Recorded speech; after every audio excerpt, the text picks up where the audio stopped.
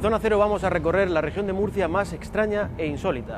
En cada programa nos adentraremos en las más enigmáticas historias que salpican la geografía del misterio de esta tierra. Buscamos respuestas a fenómenos inexplicables y con el apoyo de los mejores especialistas y el equipo técnico necesario nos lanzamos en busca de lo insólito.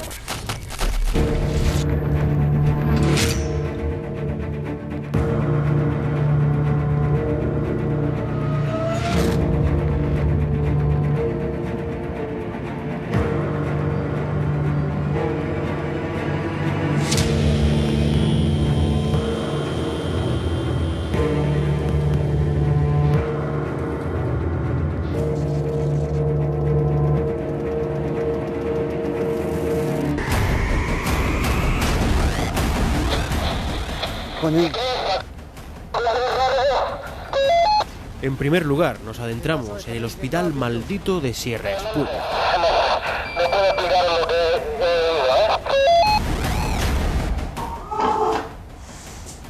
¿Puede ser que esté diciendo mamá? Justamente. Estamos en el pasillo, presunto pasillo, en el que en más de una ocasión ha llegado a ser vista esa misteriosa dama de blanco.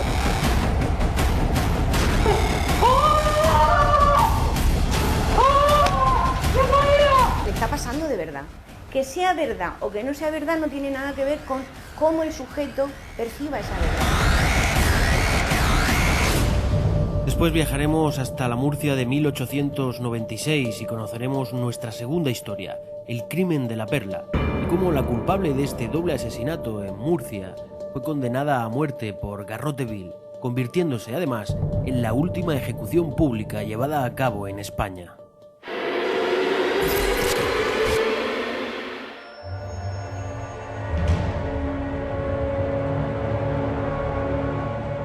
Venimos a este viejo hospital persiguiendo una misteriosa presencia que parece seguir recorriendo sus pasillos, leyenda que se ha solapado a la oscura historia del lugar. Veamos qué hay de cierto en ello. La construcción de este edificio comenzó en 1913, pero diversas complicaciones no lo pudieron llevar a término hasta 1935-36 aproximadamente. Desde entonces hasta 1962 funcionó como hospital. Fue cerrado, clausurado. Solamente un año después fue reabierto como orfanato. Finalmente tuvo un periodo en el que fue albergue juvenil y después llegó el abandono definitivo.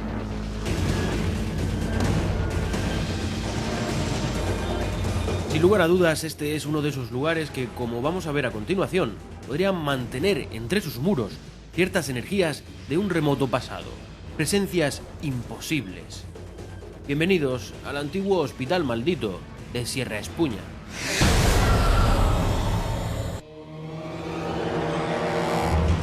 Hasta la aparición de la estreptomicina a comienzos de los años 50, la tuberculosis era una enfermedad mortal.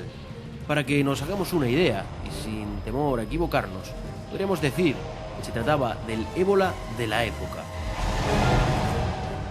A nuestra llegada a este curioso lugar, lo primero que hacemos es recorrerlo antes de que anochezca y decidir así dónde ubicaremos nuestras cámaras de visión nocturna, con la intención de recoger todo lo que sucede en el interior del edificio, tanto cuando estamos dentro como cuando está a solas.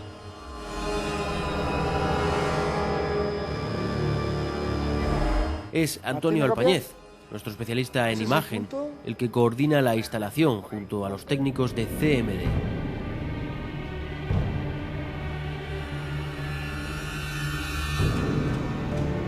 Ahora mismo nos encontramos en el ala del hospital que fue en su día reconvertida como orfanato. Por aquí correteaban y jugaban niños. Vamos a hacer un experimento. Vamos a colocar una de nuestras cámaras de vigilancia nocturna en este lugar y vamos a utilizar un objeto que se denomina objeto desencadenante. Y es para incitar precisamente a esas supuestas entidades a manifestarse. Para un orfanato, para unos niños, qué mejor que un osito de peluche como este.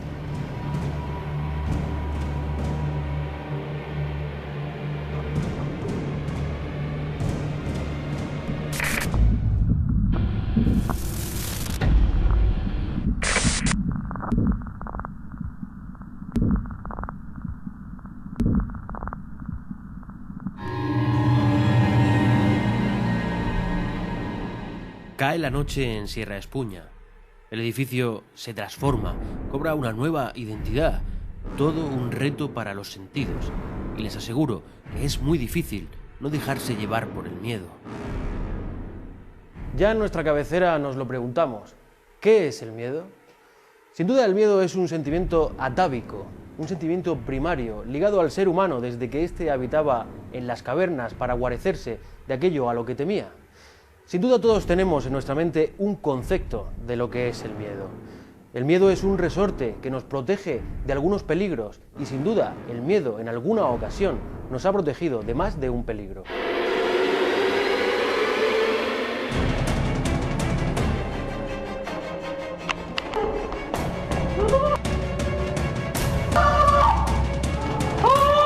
Ese miedo de esas imágenes es real.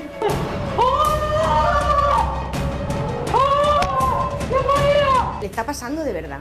Que sea verdad o que no sea verdad no tiene nada que ver con cómo el sujeto perciba esa verdad.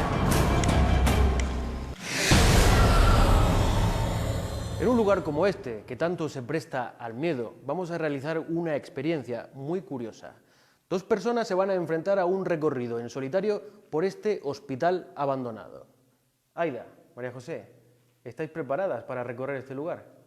Sí. Bien, pues da comienzo nuestro experimento para averiguar qué es el miedo. Aida y María José inician su particular recorrido en el hospital.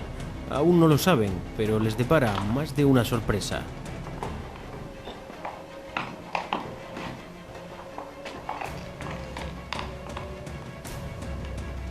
El miedo es una reacción del ser humano o del reino animal ante una sensación de peligro. La persona automáticamente evalúa la situación y considera que no tiene control sobre ella y que no puede resolverla. Ahí nace el miedo.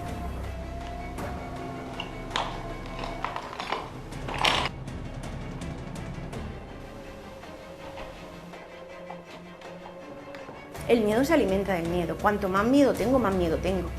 A los pocos minutos de comenzar el experimento, ambas se dejan llevar por la tensión de la situación. El miedo se apodera de ellas. Sin embargo, el terror todavía estaba por llegar.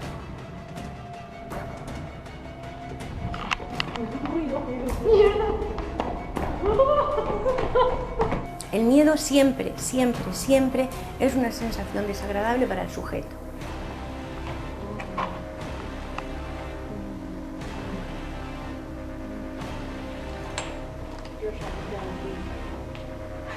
No hubo que esperar demasiado. Fíjense en la cara de Aida. Acaba de oír algo. El pánico las invade.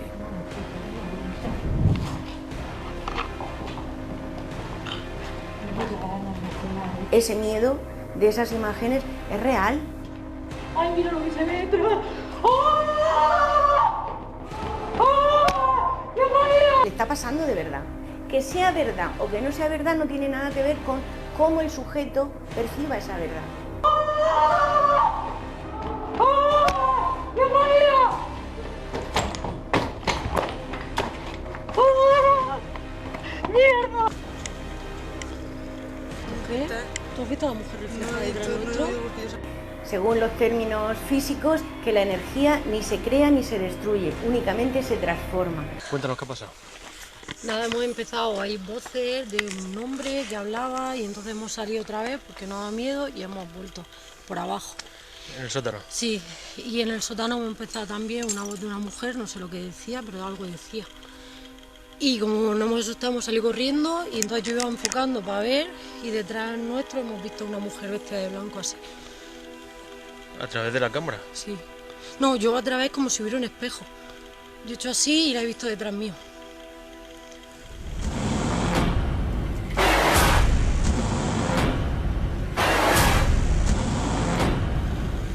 Nosotros estábamos así, hecho así, y detrás nuestra venía uno como hablando. ¿Hablando detrás de Sí, vosotros? detrás nuestra. ¿La podía entender lo que decía? No. ¿Podía en un momento entender No, algo? porque estábamos gritando las dos. Es que lo hay, es que es la primera vez en mi vida que veo yo algo así. Es que la hay.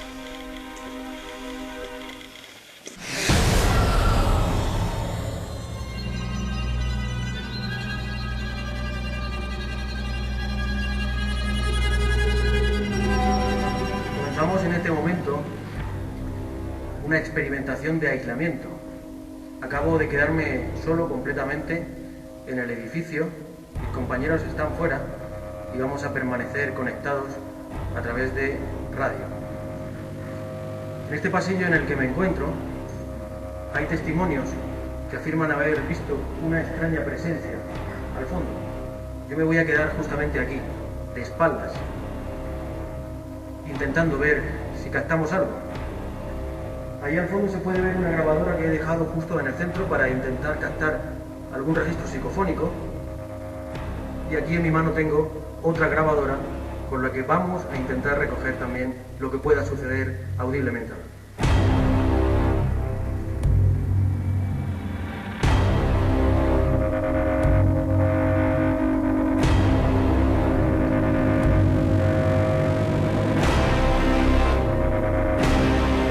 Polvo en suspensión en este lugar se llega a notar en los pulmones. Acabáis de ver. Sí, Antonio, te escucho. ¿Qué tal ahí abajo? Pues la verdad es que desde que me he quedado solo me siento bastante intranquilo. No ha sucedido nada, pero es como hay una sensación bastante extraña. Estoy un poco nervioso. Y noto algo extraño. En el pecho. Estamos detectando un movimiento en una de las cámaras. ¿Tú te estás moviendo? Yo te prometo que por momentos aquí abajo tengo una sensación muy extraña y se me eriza el vello de todo el cuerpo, te lo aseguro. No sabemos cuál es, que detecta un movimiento. Si hay alguien conmigo ahora mismo en este pasillo, es el momento de manifestarse.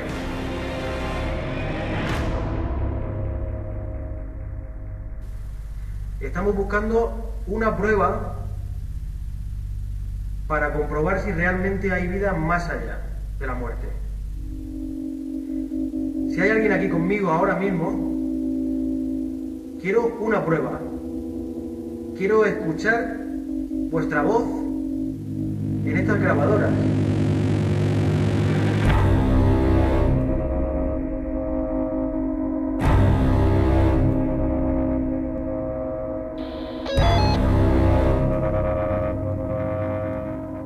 Benjamín, ¿estás ahí?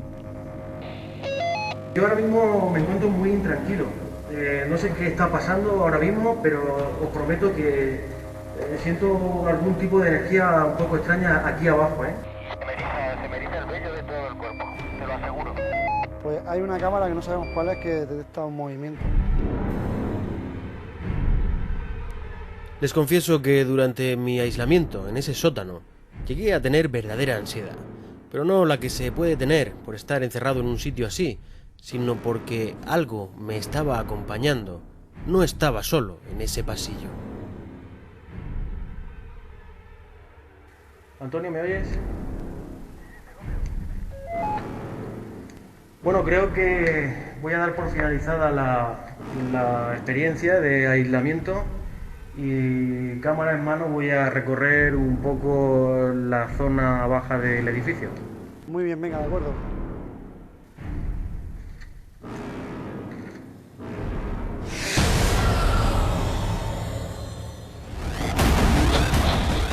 Coño.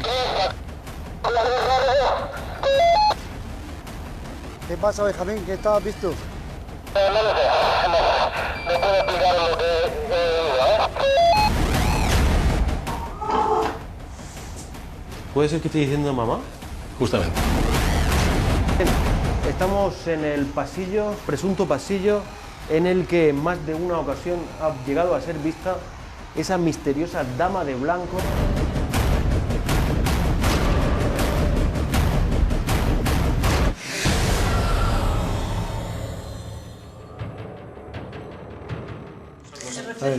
Sí, reflejo ahí. Y la luz ahí. ¿Y estáis seguras que era una mujer? Segurísimo. Regresamos con Aida y María José al punto exacto en el que aseguran haberse encontrado con esa mujer vestida de blanco. Andaba así muy lento con nosotras, pero muy cerca, persiguiéndonos. Nosotras íbamos corriendo y yo la veía como a cámara lenta, pero muy cerca nuestra. Como que es imposible porque nos seguimos corriendo Sí. y ella va muy despacio, pero la vi al lado siempre. ¿Estás segura que lo has visto? Segurísima, segurísima. No se ha ido de aquí ya.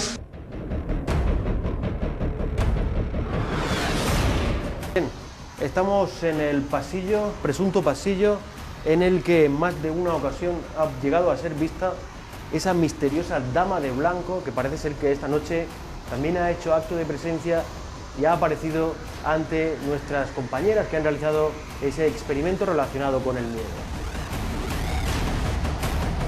Vamos a ver si con la Spirit Box conseguimos algún registro.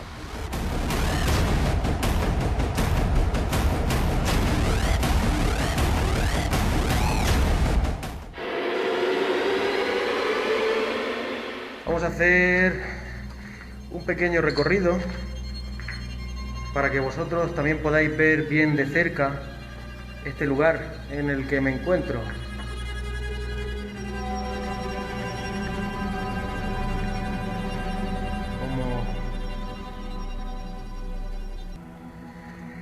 Es importante señalar que este pasillo pertenece al ala más antigua del edificio, es decir, la construcción original de este sótano, que está completamente sellado, comenzó en 1900. ¿Escuchas el pitido, Antonio? Sí. ¿Qué cámara es? ¿Cuál es de ellas? Está detectando movimiento ahora mismo en las 4. Benjamín, estamos detectando un movimiento en una de las cámaras.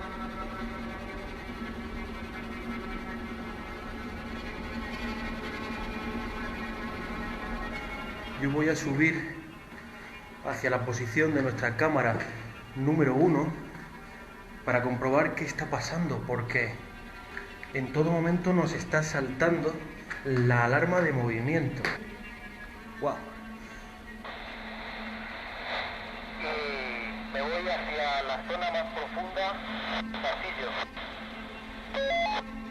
Esta es la cámara que está pitando en todo momento.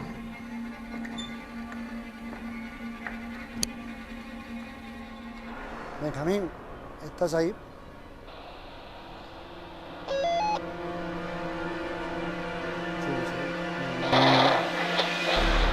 Coño.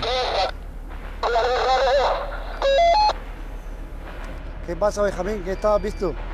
No lo sé, no puedo explicar lo que he oído, no hay ningún ¿verdad? Ninguno habéis entrado aquí. No hay nadie en el edificio, no hay nadie, no ha entrado nadie. Prometo que acabo de escuchar algo, parecía como una voz o algo así, no estoy seguro. Bien, quiero hacer un llamamiento. Si hay algún niño aquí, quiero que me lo demuestre.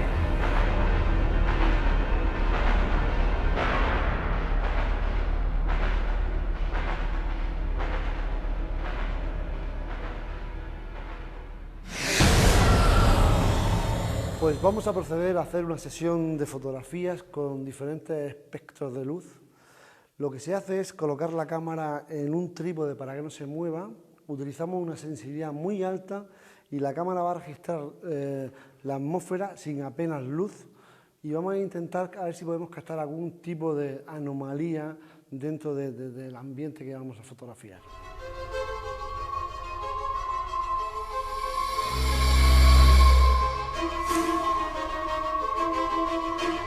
Antonio lleva a cabo una serie de fotografías utilizando iluminación ultravioleta. A primera vista no conseguimos apreciar nada extraño, solo curiosas formas en las paredes que podrían parecer rostros tal vez. Pero será más tarde, en nuestro laboratorio de imagen y sonido, cuando la sometamos a un análisis profundo junto a nuestro especialista en este área, Joaquín Abenza.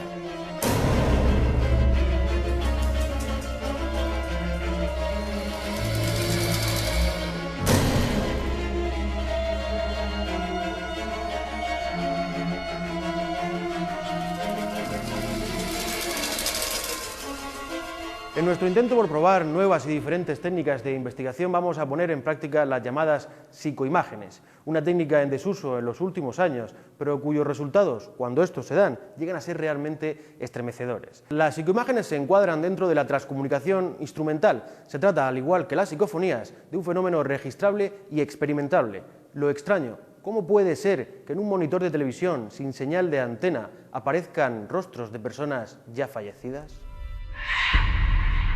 Klaus Schreiber, pionero en la obtención de psicoimágenes, recibió en 1985 instrucciones precisas de su hija ya fallecida para obtenerlas. La psicoimagen es un experimento relativamente sencillo. Consiste en colocar una cámara de televisión encima de un trípode para que no se mueva y conectar la cámara a través de un cable BNC directamente al monitor. Lo que hacemos es enfocar directamente la pantalla y grabar durante 2 minutos aproximadamente esas fluctuaciones que provoca esa retroalimentación. Lo que vamos a hacer en este momento es poner a grabar la cámara y dentro de 2 minutos vendré a apagarla y posteriormente lo que haremos es analizar todo ese tipo de imágenes. Dejamos actuar la cámara frente al monitor. Después analizaremos los resultados en nuestro laboratorio de imagen y sonido. Se trata de un proceso complejo, en el que se revisa fotograma a fotograma.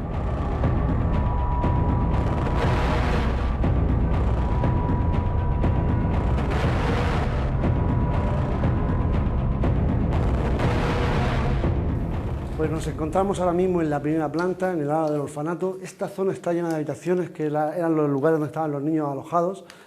Anteriormente Benjamín ha puesto un objeto desencadenante, un peluche, y lo que vamos a hacer es grabar aquí una de nuestras psicoimágenes.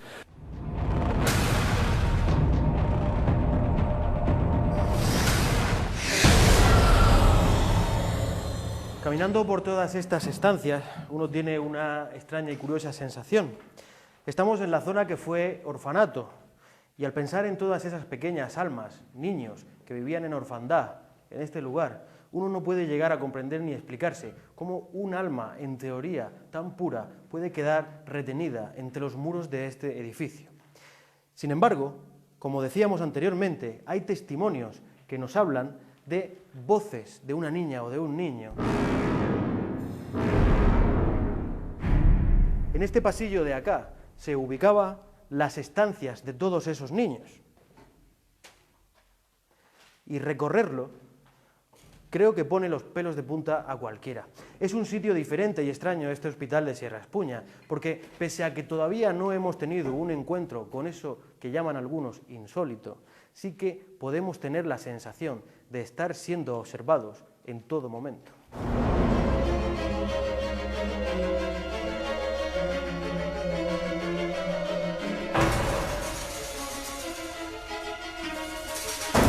Avanzamos por estos pasillos intentando captar alguna evidencia de esas presencias.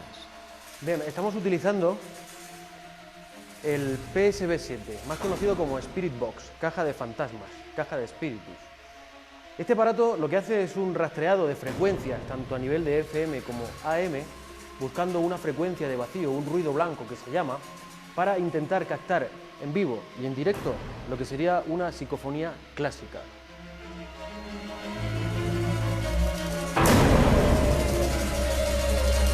El extraño magnetismo que irradia este viejo hospital nos hace sentirnos extraños. Algo nos vigila.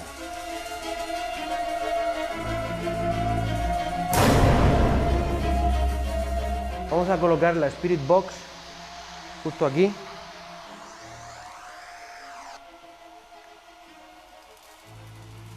Ese puntero que veis rojo es nuestro termómetro IR, termómetro infrarrojo. Supuestamente, en el momento en el que estas entidades se manifiestan, se produce una variación en el campo térmico. De manera que de producirse una incursión psicofónica en la Spirit Box o una variación de los campos electromagnéticos, simultáneamente también debería de darse una variación térmica. En este momento, el Spirit Box se encuentra a unos 21 grados aproximadamente y el detector de campos electromagnéticos justo 1 grado por encima, a 22.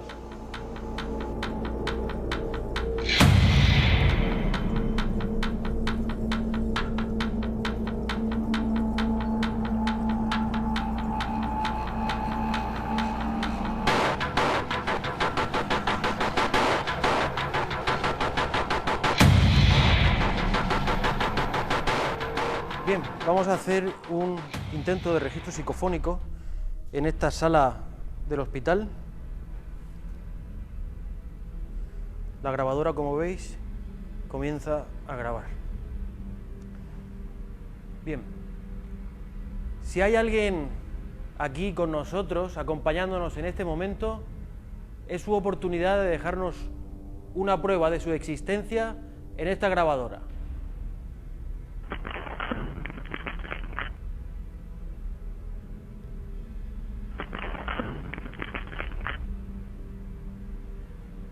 ¿Hay alguien aquí conmigo en este momento?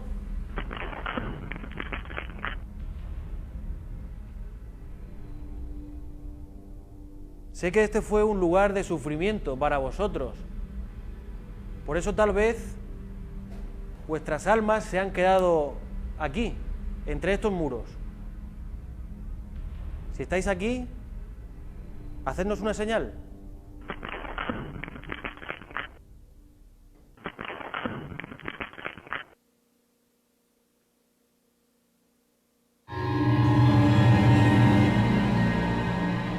Antonio y yo decidimos recorrer el edificio en solitario, un ejercicio que nos verán hacer mucho en Zona Cero. Buscamos experimentar con aquello que nos transmite el lugar. Y aquí las sensaciones son muy potentes, ¿eh? Aquí las sensaciones son muy potentes.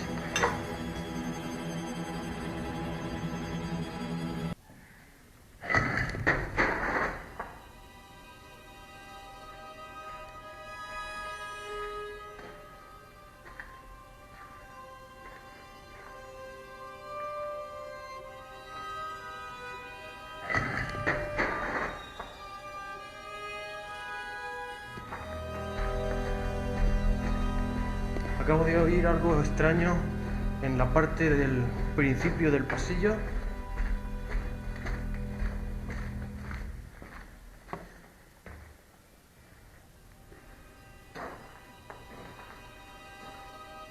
¿Hola? ¿Hay alguien aquí?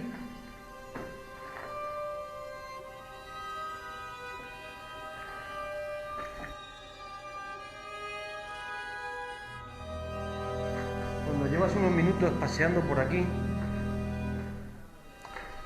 rodeado de la más completa y absoluta oscuridad, llegas a tener la sensación de estar perdido. Eso os lo aseguro. Y por otra parte, la sensación de estar siendo observado por estos pasillos interminables. Bien, creo que es suficiente.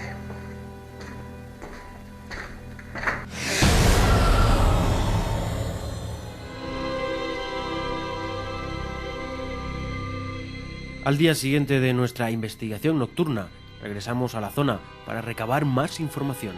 En primer lugar, hablamos con el cronista oficial de Alhama, José Baños. El Sanatorio Antituberculoso de Murcia, o Sanatorio de Sierra Espuña, como también se le llama, quizás sea uno de los edificios que está envuelto en esa serie de interés, por una parte, histórico-artístico, de interés social, pero también ese tipo de interés que genera pues un lugar donde han convivido, donde han muerto mucha gente, muchas personas, y además ha generado pues una serie de leyendas que han llegado prácticamente hasta la actualidad.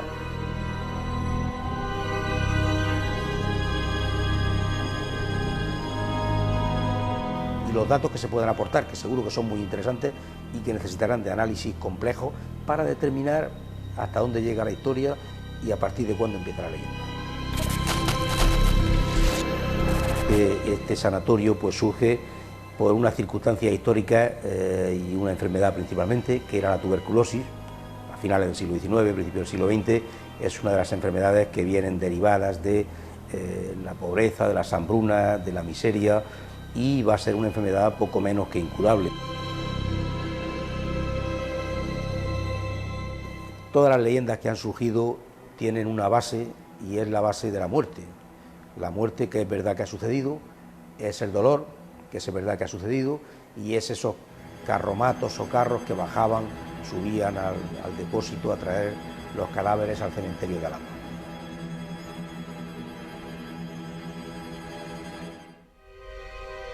Junto a Juan, responsable del cementerio de Alhama, descubrimos la cruzada que mantiene abierta para identificar los restos de algunos de los fallecidos en el hospital.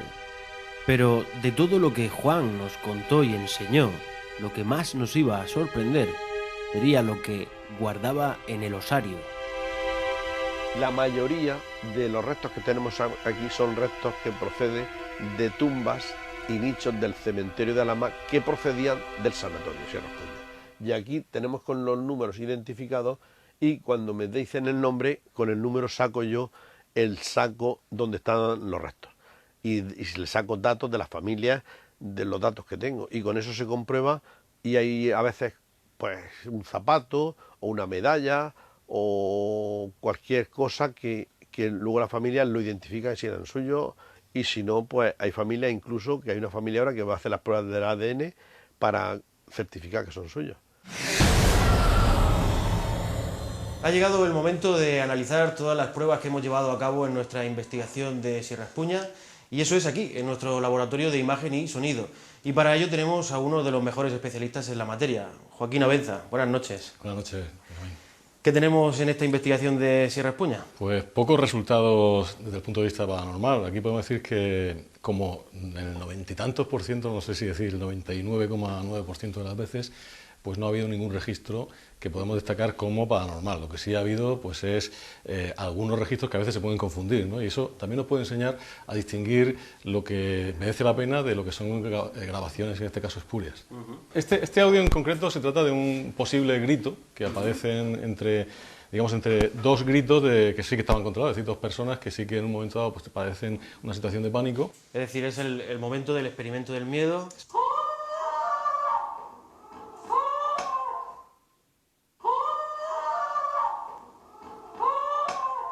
Lo que hacemos ahora es, como siempre, amplificarlo para intentar verlo mejor. Y bueno, pues ahí cogemos ya lo que es la parte, lógicamente, solamente del sonido. Entonces lo que escuchamos sería esto.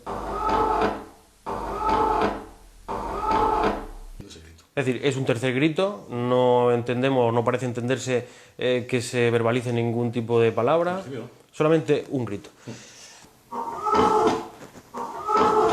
¿Tú crees que se identifica algo? Yo me ha parecido a la primera, la primera vez que la escucho, ya así filtrada, con esta tarjeta de sonido que tenemos aquí, sí, me parece identificar una palabra. Vamos a escucharla una vez. ¿Puede ser que esté diciendo mamá? Justamente. También hay que tener un poco de cuidado con esto porque cuando filtramos también arrancamos algo de la onda que queremos coger, es decir, hay frecuencias o rangos de frecuencia que están dentro del ruido de fondo y eso no lo llevamos también. Quizá al hacer eso distorsionamos un poco la realidad y entonces donde no decía mamá, ahora parece que escuchamos mamá.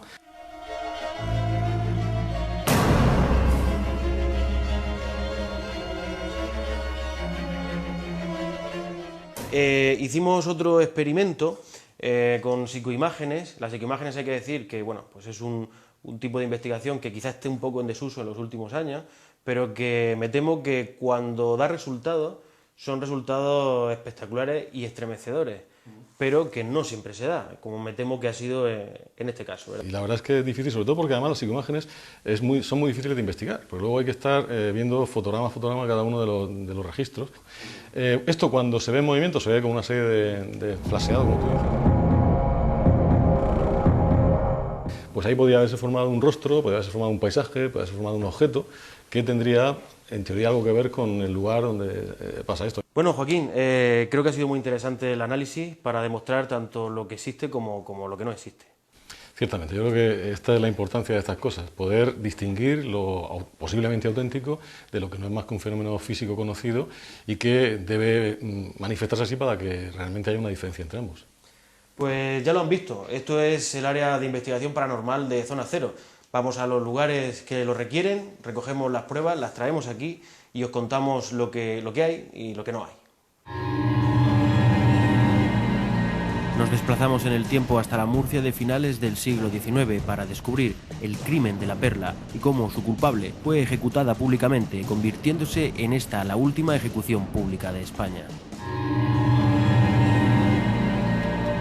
En 1896 se lleva a cabo en Murcia la última ejecución pública de España. Bueno, pues a Josefa se la acusa de envenenar al marido y además de envenenar también a la criada. Uno de los huéspedes de la pensión tenía algún tipo de relación sentimental con Josefa y entonces se pusieron de acuerdo para el envenenamiento. Josefa Gómez, la Perla, fue condenada a muerte por el envenenamiento de su marido y la criada que trabajaba en la pensión que ambos regentaban.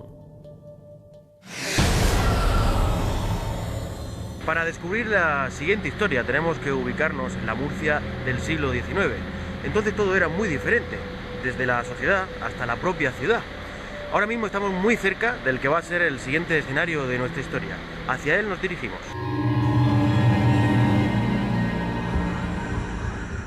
El conocido como crimen de la Perla convulsionó la Murcia de finales del siglo XIX. La pena de muerte les parecía una excesiva condena para Josefa Gómez. La tensión se palpaba en las calles y unos 12.000 murcianos se echaron a las mismas para acompañar a la Perla hasta sus últimos momentos, hasta el preciso instante de su ejecución mediante garrote vil. Y esta es la foto de ese preciso instante. Bueno, pues a Josefa se la acusa de envenenar al marido y además de envenenar también a la criada que regentaba pues, la conocida pensión de la Perla. El crimen consistió en... Hubo ahí una teoría en la que uno de los huéspedes de la pensión tenía algún tipo de relación sentimental con Josefa y entonces se pusieron de acuerdo para el envenenamiento.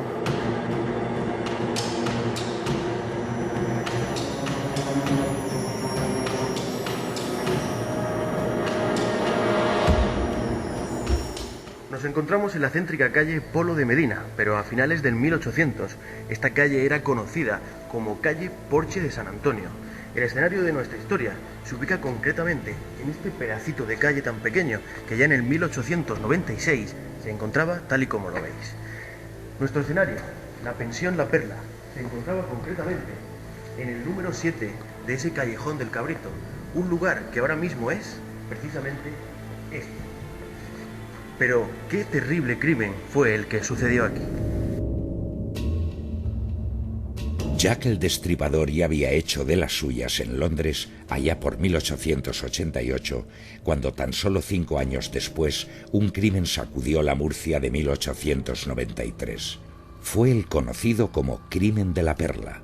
La prensa de la época lo bautizó así porque este terrible suceso tuvo lugar en una humilde hospedería murciana conocida precisamente como Pensión La Perla. Ese lugar, esa pensión, La Perla, se encontraba en el número 7 de la calle Porche de San Antonio. El tribunal dio como probado que efectivamente le había introducido una sustancia en el café, que el marido la había tomado, que había fallecido por ello, y luego después la criada, la moza, la chica que tenían en la casa, también la había bebido y también había fallecido. Hubo ahí una teoría en la que uno de los huéspedes de la pensión tenía algún tipo de relación sentimental con Josefa y entonces se pusieron de acuerdo para el envenenamiento.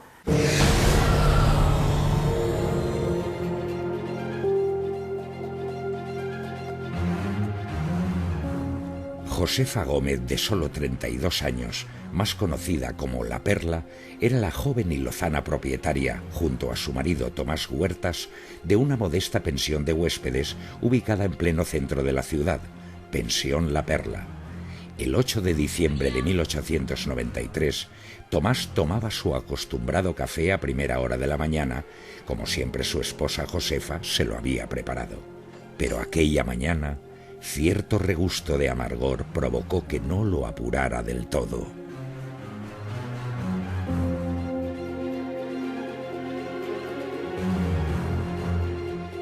Para la historia queda el papel que desempeñó Vicente, aquel huésped extraño al que acusan también de cómplice en el asesinato y el que pasará el resto de su vida en la cárcel, le condenarán a cadena perpetua, porque pues, algunos, el fiscal y el juez, consideran que mantenía una relación con Josefa y que se habían coordinado para eliminar al marido. Esto lo negaron siempre, tanto Josefa como el detenido, pero pues para la historia nos queda la duda de si realmente aquel hombre tuvo algo más que ver con esta mujer. Parece que el marido de Josefa era una persona de temperamento fuerte y por ello este huésped que estaba en la posada de la Perla le recomienda a Josefa que le dé un medicamento, estricnina se llama, para que le calmase los ánimos al marido de Josefa. Aquella mañana Tomás salió a la calle después de ese acostumbrado café que por cierto aquella mañana resultó ser muy especial.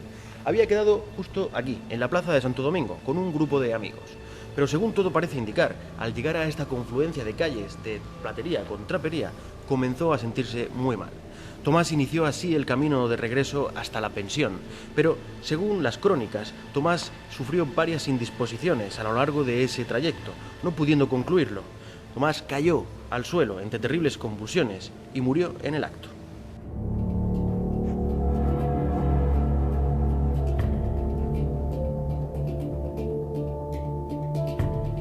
Tomás se echó a la calle como de costumbre. Un grupo de amigos lo aguardaba en la plaza de Santo Domingo. Cuando ya había recorrido algunas calles, comienza a sentirse mal y decide dar la vuelta para regresar a la pensión.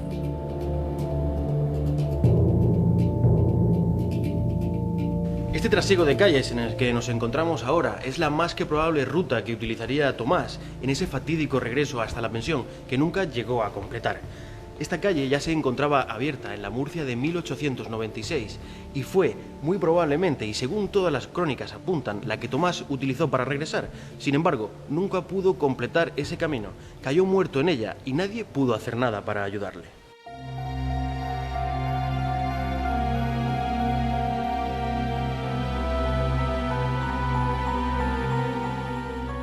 Casi al mismo tiempo que Tomás caía muerto, Francisca, la criada de la pensión, que tan solo era una adolescente, también moría de manera fulminante. Este hecho hizo pensar desde un primer instante que se trataba de un crimen. Además, ambos cuerpos presentaban el mismo y tétrico aspecto. Josefa fue detenida tras el primer interrogatorio. Confesó que Vicente del Castillo, huésped de la pensión y por lo visto amante de Josefa, le había aconsejado administrar a su marido cierta cantidad de estricnina para aplacar sus celos. Por lo visto, esta sustancia, la estricnina, se utilizaba en la época para calmar ciertos dolores y era como un sedante. Sin embargo, y como está demostrado, en dosis elevadas puede causar la muerte por asfixia.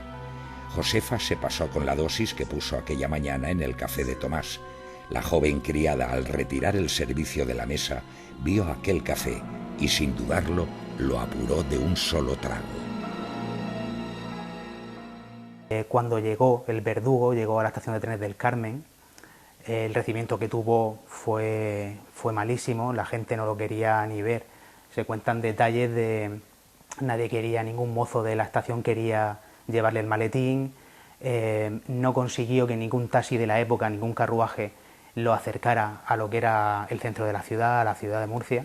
Tuvo que hacer el recorrido a pie, tuvo que ser escoltado por la Guardia Civil, 5 guardias civiles lo escoltaron. Parece ser que sufrió una agresión también el verdugo, más o menos a la altura del Puente Viejo. Realmente es un tema a estudiar porque a Josefa, desde el primer momento, los murcianos la consideran inocente. La consideran inocente, creen que se le ha ido la mano, creen que no estaba en su intención matar, asesinar al marido, ni mucho menos a la chica que tenía en casa. E inmediatamente los murcianos se echan a la calle. Se echan a la calle y se organizan. Incluso el Ayuntamiento de Murcia se constituye en sesión permanente, solicita el indulto. Muchísimos murcianos también apoyan esta petición de indulto al Gobierno central, al Gobierno de Madrid, petición que, por cierto, nunca llegó, pero se produce una gran conmoción social. Murcia considera que Josefa es inocente, que realmente el marido pues tenía algunos vicios como el juego, como salir de casa, etcétera, algo que a ella no le gustaba y que lo que intentaba pues era aplacar esas ansias de beber, han dicho algunos autores, que tenía el marido. A finales del siglo XIX, los juzgados de la ciudad de Murcia se encontraban aquí, en el Palacio Almudí. Josefa fue juzgada por los 2 crímenes, lo que le sirvió para ser condenada a pena de muerte por garrote vil. Su amante y cómplice en estos 2 crímenes, Vicente del Castillo, fue condenado a cadena perpetua. La prensa de la época hizo un amplio seguimiento de todo este proceso judicial. lo que sirvió para que la sociedad murciana de ese momento se concienciara especialmente con este crimen, pidiendo el indulto para Josefa por todos los medios posibles y así conseguir que esos dos niños no quedaran en desamparo.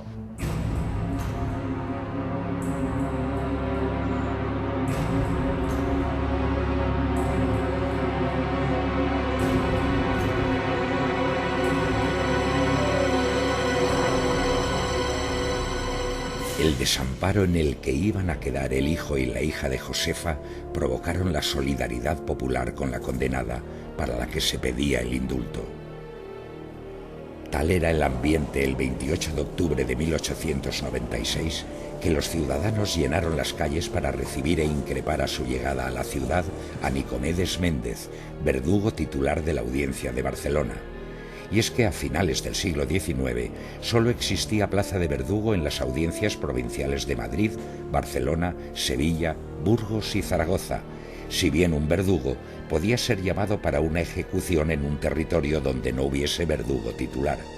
No hubo carruajes en la estación del Carmen dispuestos a trasladarlo. Entró a pie en la ciudad, escoltado por la Guardia Civil y por soldados llegados desde Cartagena para mantener el orden. La tensión llegó a tal extremo que el propio verdugo envió un telegrama al Consejo de Ministros. En vista del triste espectáculo que Murcia presenciará y sin que esto suponga apocamiento de mi ánimo, pido el indulto a la desventurada rea.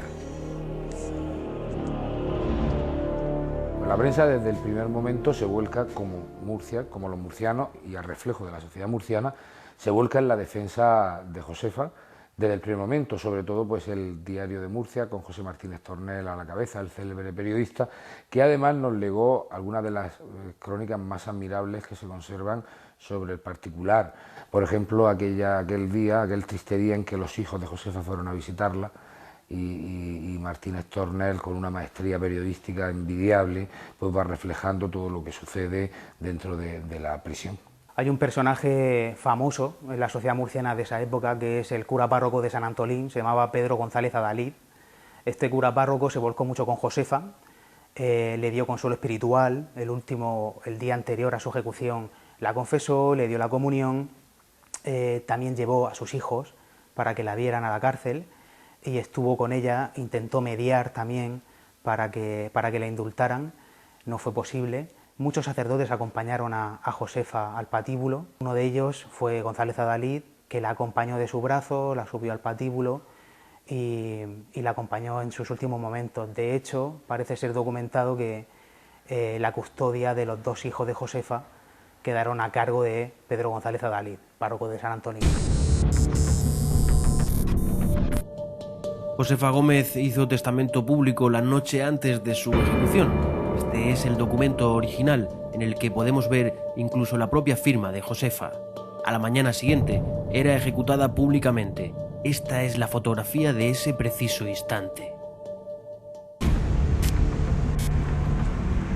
Cruzamos el viejo puente de hierro, fiel testigo del paso del tiempo en la ciudad de Murcia y desde el cual podemos divisar también con facilidad el que fue el primer puente de la ciudad, el puente de los Peligros. La glorieta de España, donde siempre se ha ubicado el ayuntamiento de la ciudad, la vieja plaza de la Cruz Roja y nuestro objetivo, donde ahora se encuentra el Hotel Siete Coronas y que antiguamente albergaba los terrenos de la vieja cárcel de esta ciudad.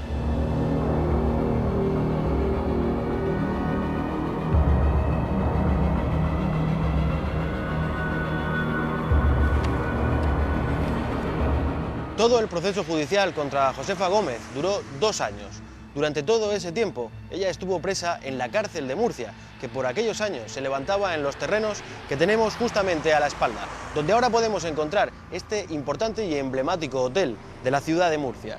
Solamente un día antes de su ejecución, el 28 de octubre de aquel 1896, Josefa realizó testamento público, dejando la poca herencia que tenía. Al día siguiente, el 29 de octubre de 1896, Josefa era ejecutada en Murcia, convirtiéndose en la última ejecución pública que se llevó a cabo en España. La verdad es que la situación, si lo pensamos, hoy día es alucinante. Estamos hablando de cerca del año 1900 en el que se va a proceder a una ejecución pública. Ninguna ciudad de España, nadie quería que el nombre de su ciudad quedase ligado a esa práctica, que era una cosa más medieval que otra cosa. La sociedad murciana se volcó en contra del auto que se iba a hacer. Pues imagínate en una sociedad tan cerrada, tan pequeñita, de tan poquitos habitantes, 20 y tantos mil habitantes, imagínate cómo caería el bombazo de que se había cometido nada más y nada menos que un doble asesinato.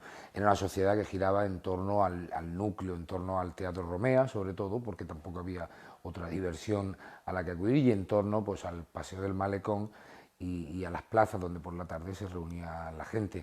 Cierto es que también era una sociedad muy culta, donde funcionaba la Real Sociedad Económica de Amigos del País, donde cualquier cosa, por mínima que fuera, pues suscitaba la atención inmediata de toda la población.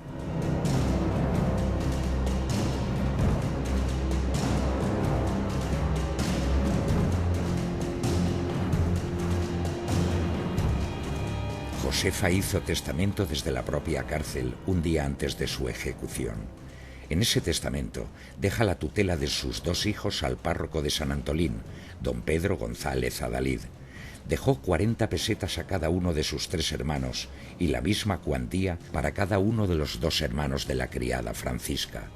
El resto de sus bienes son legados a partes iguales a sus 2 hijos, Francisco y María Fuensanta Huertas Gómez. El día de su ejecución, el 29 de octubre, Josefa fue trasladada al patíbulo en una carreta. Todos los comercios cerraron en señal de luto. Unos 12.000 murcianos la acompañaban en su muerte en ese patíbulo, levantado en la zona de Ronda de Garay. En su edición del día siguiente, el Diario de Murcia publicaba: a las 8:25, arrepentida y santificada, ha entregado el cuello al verdugo y su alma a Dios.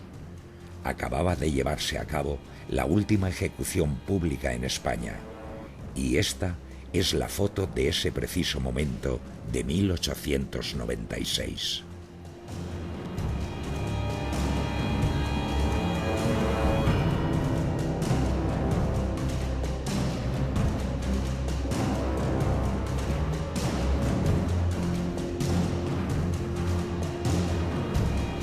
No fue un juicio que quedase muy claro. Según vemos en la documentación, el juicio no queda, hay cabos sueltos en ese juicio y no queda claro. Existe una fotografía tan desconocida como célebre dentro del panorama criminal murciano de todos los tiempos, en la que vemos el momento exacto en el que Josefa es ajusticiada, y que fue en el Plano de San Francisco, junto al río, lugar donde comúnmente se levantaba el patíbulo, lugar donde habitualmente pues acudía esa sociedad del pasado siglo, del siglo XIX, pues a divertirse y a presenciar el ajusticiamiento, que en este caso fue el último que se celebró en España. Ya lo han visto, quizá todavía alguno tenga la piel de gallina. Nosotros hemos podido, mientras lo visionábamos, recordar algunas de las sensaciones que teníamos durante los 6 días de rodaje, Antonio. Sí, 6 largos días, efectivamente, que parece que no. Y hay que decir una cosa, que el edificio se encuentra en muy mal estado y es importante el no visitarlo, porque realmente hay muchas trampas dentro de él. Curiosamente, nosotros hemos tenido 6 largos días de rodaje ahí dentro, y en los 6 días hemos encontrado gente, o sea que realmente, como tú bien decías, Benjamín, es un clásico de los clásicos de la región de Murcia. Y curiosamente hemos encontrado gente de fuera de la región que venía a pasar su dosis, digamos, de miedo y de misterio, ¿sí? Sí, se ha convertido, creo que con el paso del tiempo, se ha convertido en un lugar de peregrinaje dentro de la región de Murcia para todos aquellos amantes del misterio. Y como tú decías, el estado del edificio es lamentable. Quizá uno de los peligros más importantes que podemos encontrar allí son esos tejados que están totalmente derruidos y con riesgo de que te caiga. Efectivamente, la planta 3 sobre todo es muy peligrosa porque, como hemos podido ver en esas imágenes ahora mismo aéreas, está en muy mal estado. Ahí se puede estar viendo, por ejemplo, esta primera parte. Como ya sabéis, el edificio tiene como 3 zonas, digamos 2 salas, y la zona central está absolutamente destrozado por dentro. Lamentablemente, digamos que se ha ido abandonando, se han ido llevando. Ahí se puede ver, por ejemplo, todos los tejados en el mal estado que están.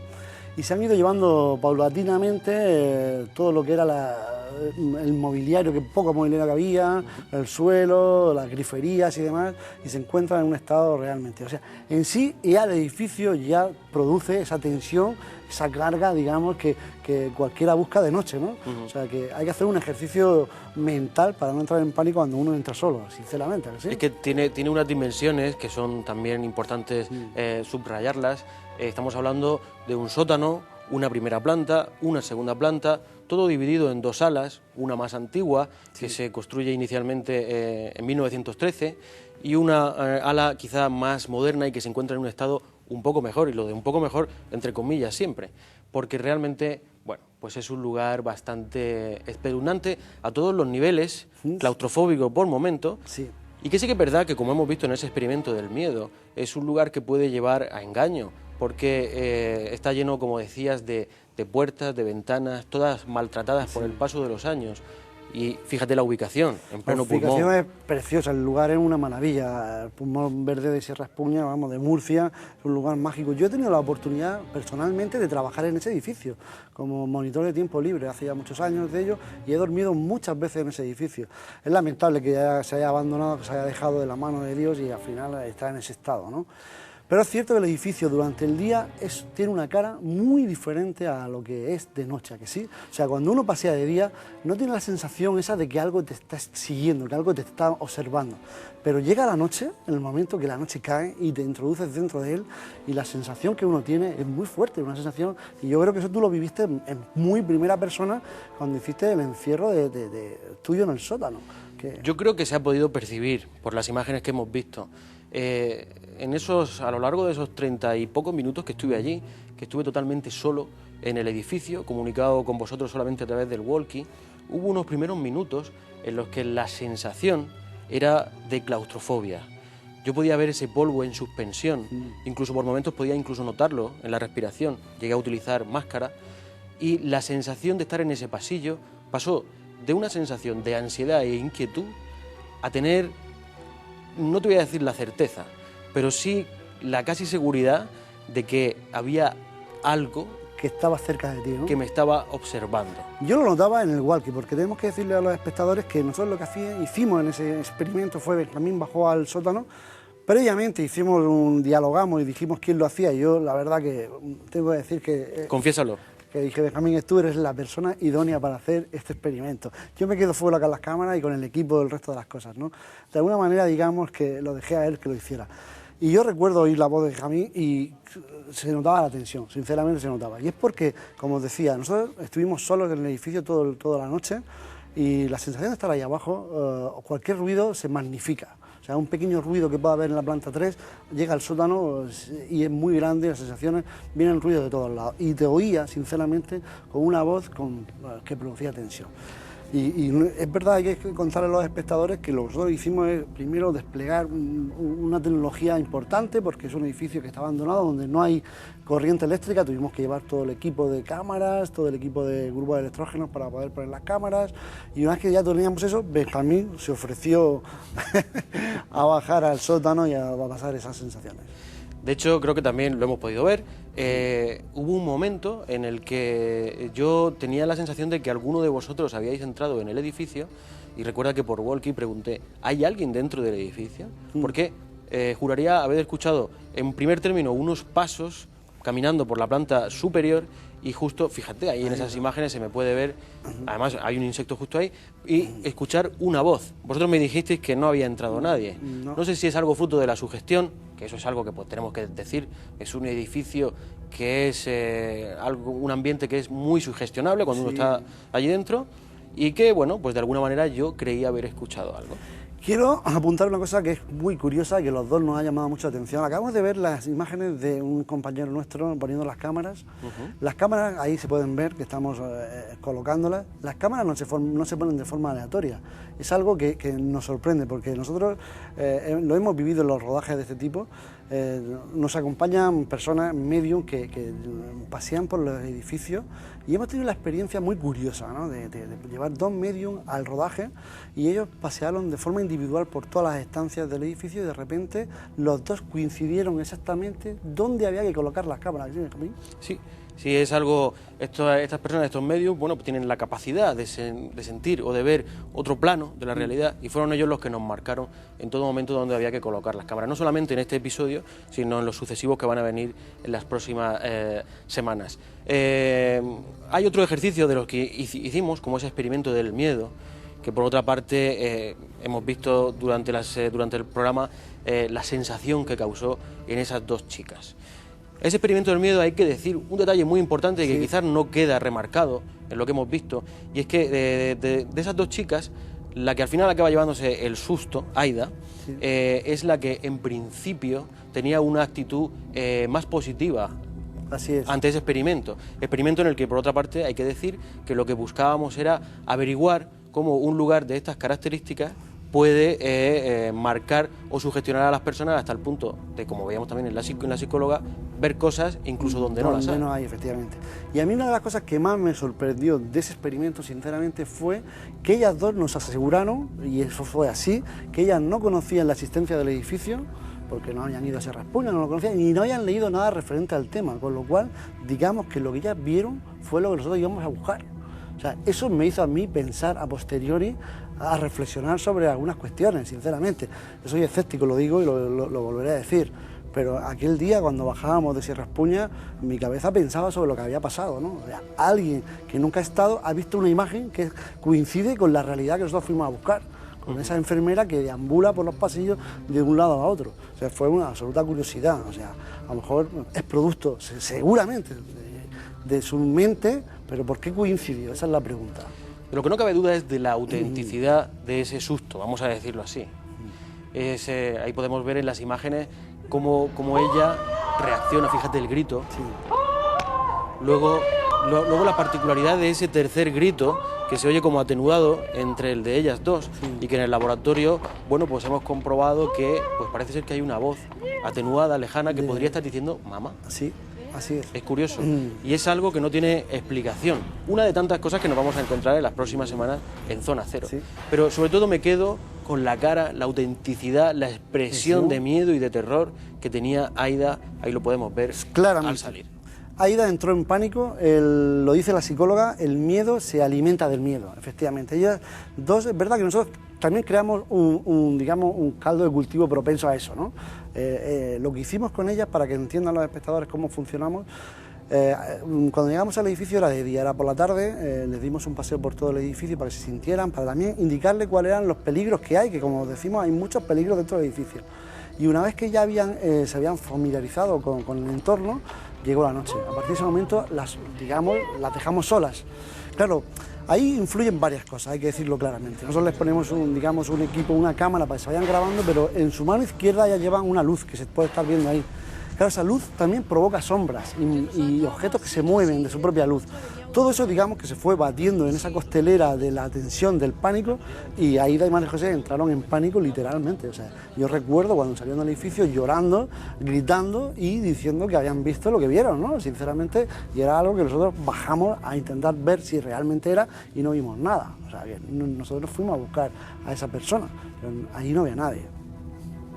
Creo que con esa frase, con esa reflexión que termina, es interesante. Allí no había nadie, allí no había espejos, como Aida señalaba en su declaración, que había visto a esa mujer como si hubiera un espejo frente a ella. Y además ese detalle de que coincidiera tan literalmente la descripción de lo que decía haber visto con lo que nosotros, y el resto de miembros del equipo, sabíamos que podía haber allí, pero que ella y que fuimos a buscar realmente. Nosotros fuimos a buscar a la dama de blanco que pasea, deambula por los pasillos, que no encontramos, pero que ya los vieron.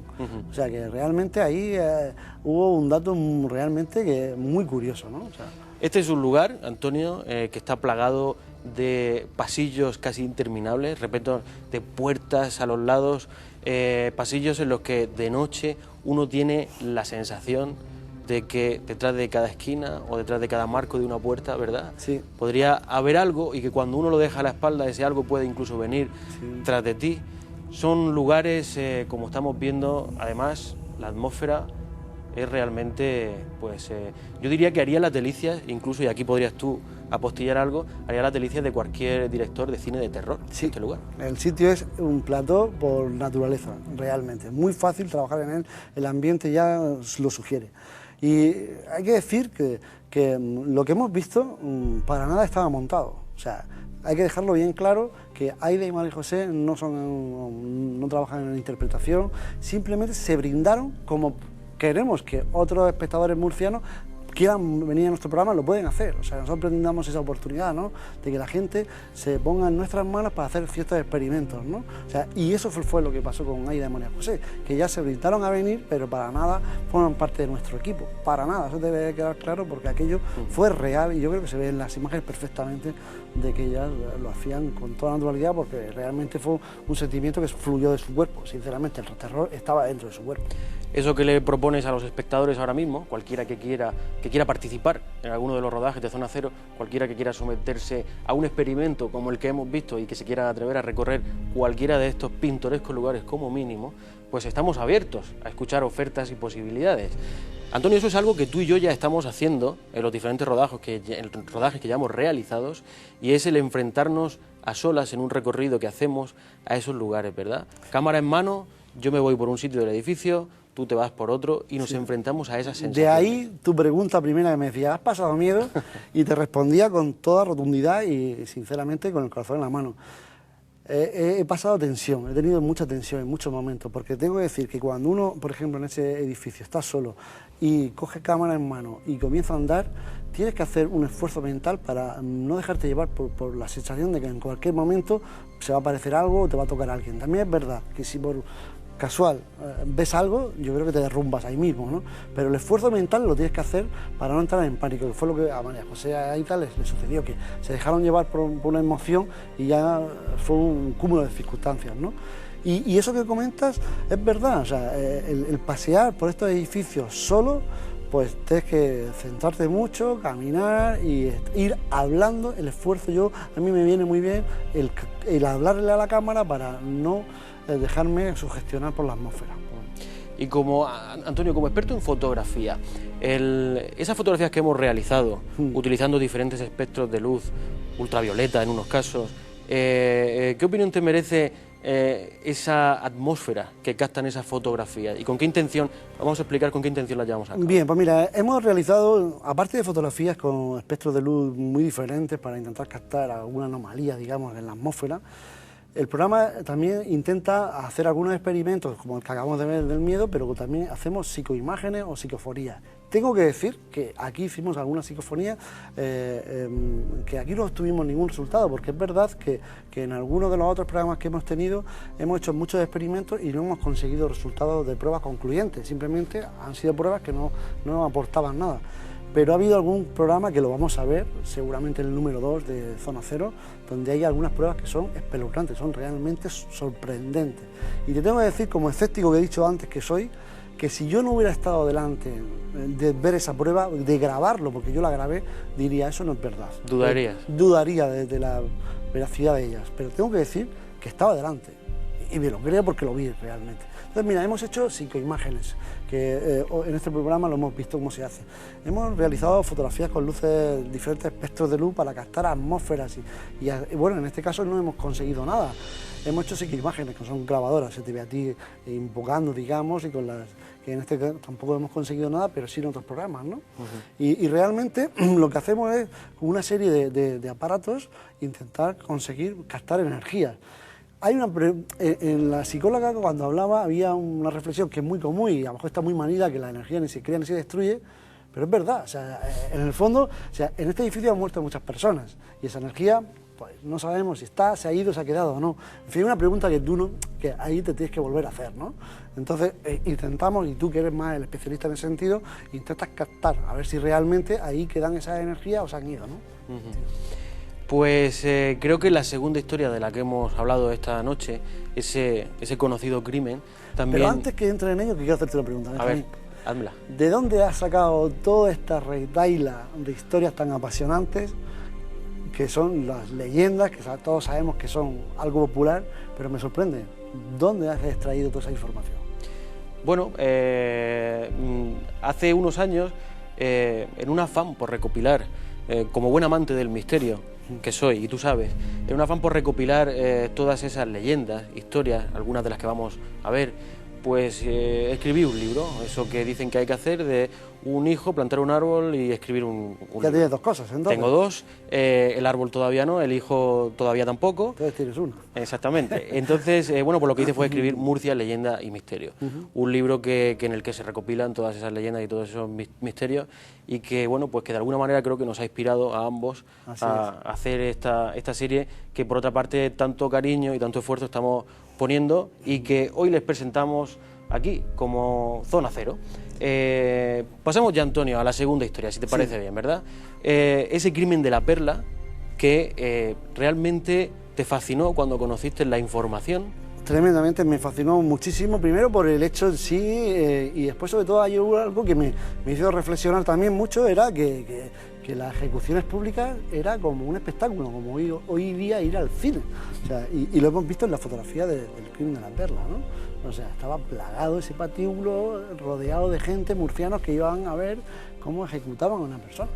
Sí, de hecho, uno de los hándicaps de este caso, de este crimen, es precisamente eso, que se convierte en la última ejecución pública que se lleva a cabo en España. Una costumbre quizás más asociada a lo medieval y que llegó pues prácticamente hasta comienzos de 1900. ¿Sí? Este crimen de la Perla hay que situar, como ya hemos visto, en una Murcia del año 1896 y que esta mujer pues envenena a su marido y a esa criada, y nosotros nos hemos enfrentado al apasionante reto de intentar recrear una Murcia de 1896 y unos escenarios de 1896. Así es, yo creo que era una muy buena manera era intentar con actores, que en este caso son actores murcianos, que han hecho un papel estupendo, sinceramente, recrear esa atmósfera y esa manera de interpretar lo que era la historia, ¿no? Entonces, en este sentido, yo creo que se consigue, gracias a esa interpretación de ellos, a la recreación, trasladar al espectador un poco cuál fue la atmósfera, cuáles fueron los hechos, ¿no?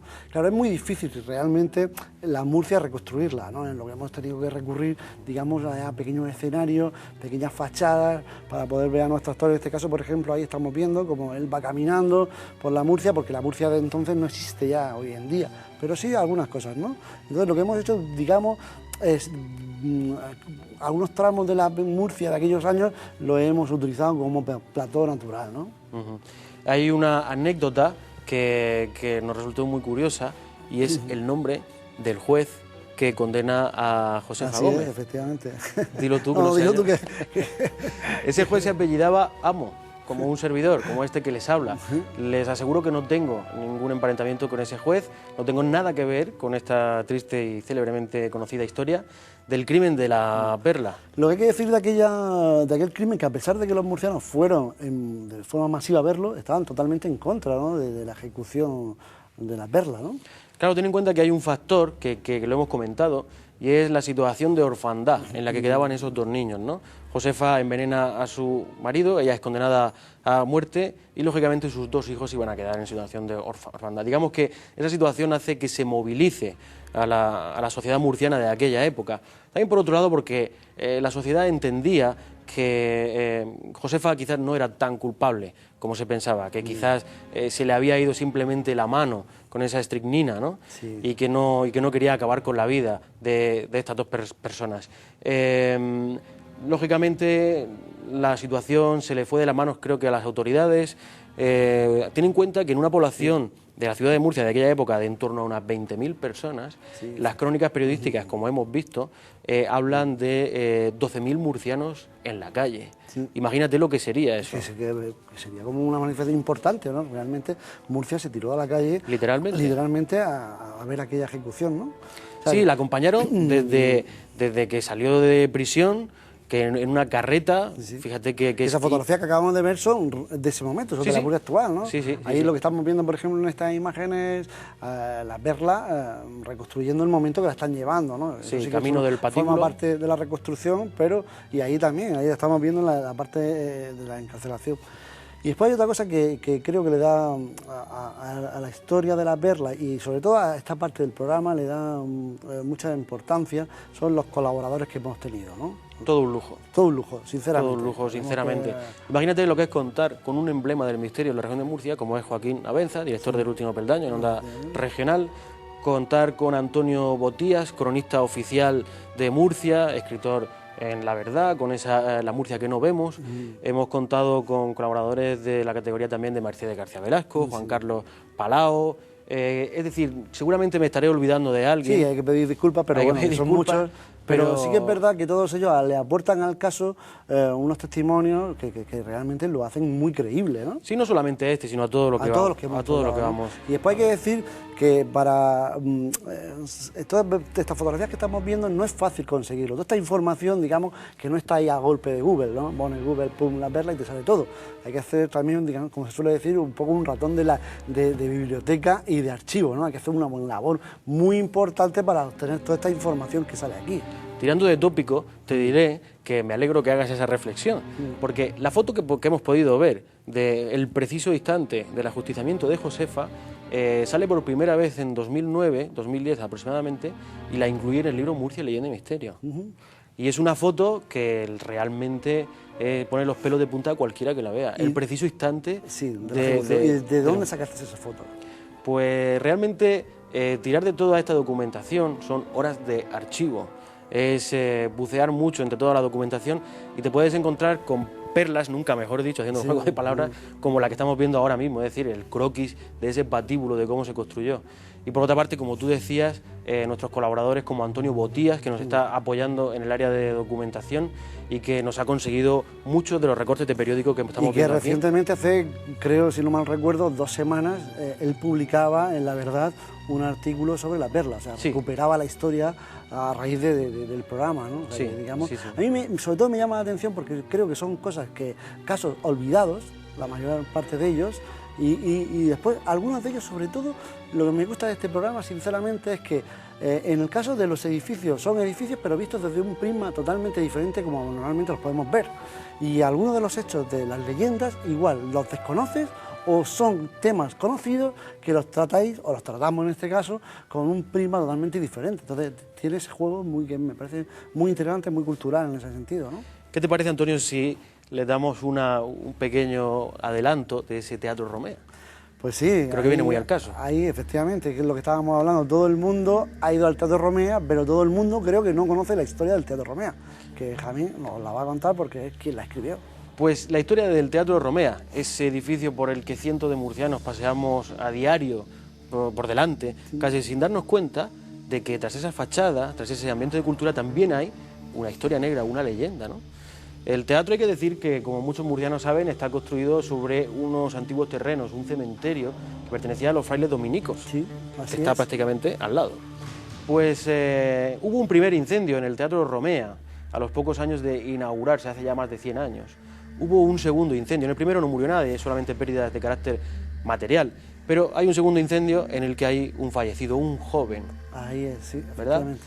Bien, pues a partir de ese segundo incendio se corre el rumor de que hay una maldición. Se crea la leyenda. La leyenda la vamos a dejar aquí. Sí, la vamos a dejar ahí. Hasta aquí podemos leer, porque a partir de eso esperaremos que ellos vean, la gente vea el programa y puedan descubrir el resto de la leyenda. Pero les vamos a decir, eso sí, para que no se queden con la miel en los labios, de que, bueno, pues ese Teatro Romea, esa leyenda, nosotros pasamos una noche completa dentro del Teatro Romea, cosa que nadie ha hecho hasta la fecha. Hasta ahora, que hemos sido los primeros, creemos, y se podrá ver en el capítulo... que está por venir todavía, pero les aseguro que la historia del Teatro Romea les va a fascinar. Así que sin más, os convocamos para las próximas entregas de Zona Cero. Esperamos que lo hayáis disfrutado, que os haya servido como una nueva experiencia televisiva y sobre todo que habéis aprendido de los casos, tanto de la leyenda como lo del misterio. Hasta la próxima semana en Zona Cero.